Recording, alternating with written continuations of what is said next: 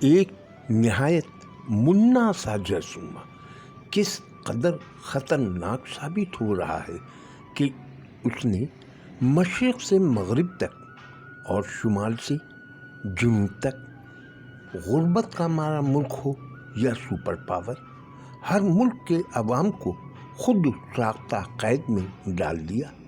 اس خود ساختہ قید کے دوران کیسے کیسے حادثات، واقعات جنم لیتے رہے، یہ آپ ہم بھی دیکھ سمجھ رہے ہیں۔ ایسے ہی ایام سے ابھرے افسانچے سنیں۔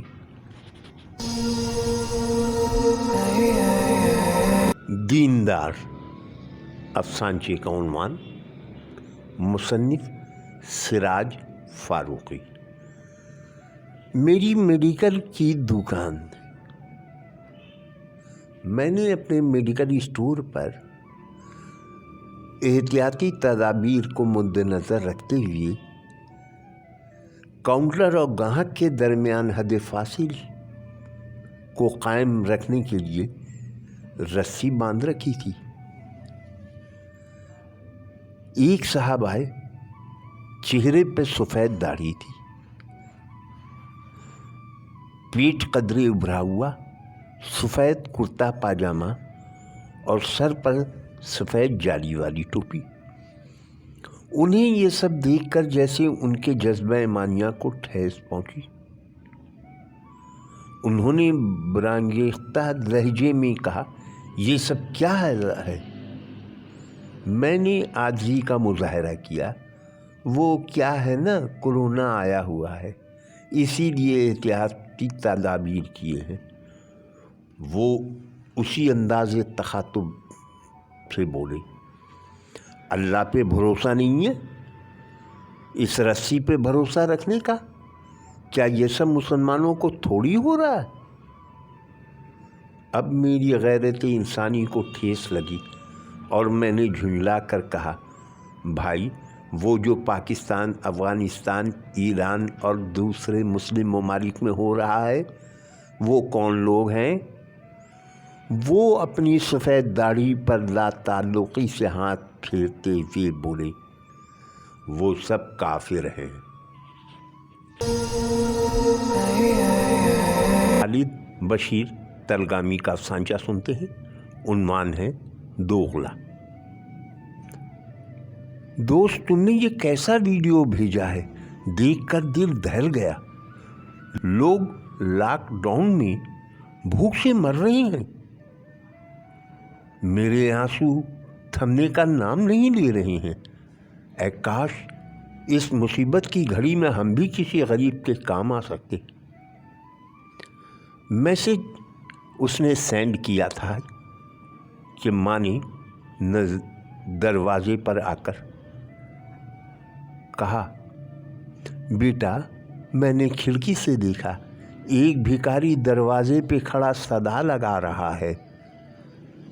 ابھی ماں نے اپنی بات مکمل بھی نہیں کی تھی کہ بیٹے نے کھڑکی بند کر دی۔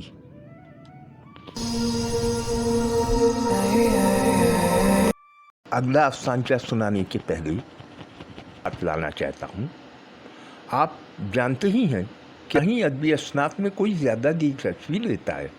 بس کچھ لوگ ہیں جو ادب کے مختلف اصناف کی آبیاری میں لگے ہوئے ہیں۔ یہ چینل صرف اس لیے بنایا ہے کہ اردو کی صنف کو جسے نظر انداز کیا گیا، افسانچہ نگاری کی شکل کو احباب نے مست کیا۔ سعادت حسن منٹو نے جس شکل میں اسے پیش کیا تھا، اسی شکل میں واپس لانے کی جد و جہد میں مصروف ہوں۔ آپ سب سے استدعا ہے کہ اس کا حلقہ بڑھائیں، احباب کو ترغیب دیں کہ وہ افسانچے دیکھیں، سنیں۔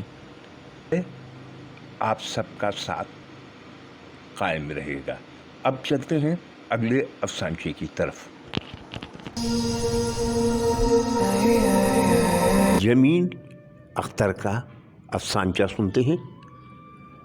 عنوان ہے وبا میں دیا گیا انٹرویو۔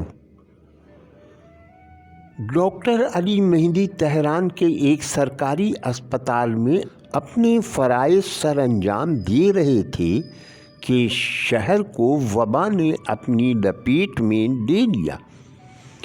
وہاں ان کے پاس جدید آلات کی کمی تھی اور مریض تھے کہ ہزاروں کی تعداد میں اسپتال میں داخل ہو رہے تھے۔ ایک شام ٹی وی چینل نے ڈاکٹر علی مہدی سے انٹرویو لیا۔ ڈاکٹر صاحب، اس وبا میں مریضوں کی تعداد میں روز بروز اضافہ ہوتا جا رہا ہے، آپ ان حالات پر کیا کہیں گے؟ انٹرویو لینے والے نے سوال کیا۔ میرے پاس اب اتنے مریضوں کو بچانے کے لیے کوئی گنجائش نہیں، حتیٰ کہ اسپتال کے برآمدے اور صحن بھی مریضوں سے بھر گئے ہیں۔ اسپتال میں صرف 3 وینٹیلیٹر ہیں، ہم کتنے مریضوں کو بچائیں؟ تو کیا آپ عمر کے حساب سے مریضوں کو بچانے کا سوچ رہے ہیں؟ اینکر نے پوچھا۔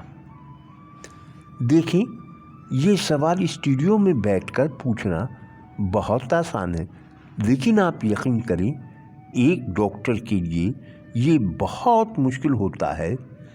کل ہی ایک بزرگ جو اس وبا کا شکار تھے اور سانس مشکل سے لے رہے تھے، ہم نے انہیں وینٹیلیٹر پر منتقل کر دیا تھا۔ پھر آدھے ہی گھنٹے بعد ہمارے پاس کئی نوجوان تشویشناک حالت میں لائے گئے۔ ڈاکٹر علی مہدی ایک لمحے کو رکے، جیب سے رومال نکال کر آنکھوں کے آگے کر لیا۔ میں جب بوڑھے سے وینٹیلیٹر اتارنے لگا تو اس نے مجھے ایسی نظروں سے دیکھا جو میں وبا کے بعد بھی شاید کبھی بھول پاؤں۔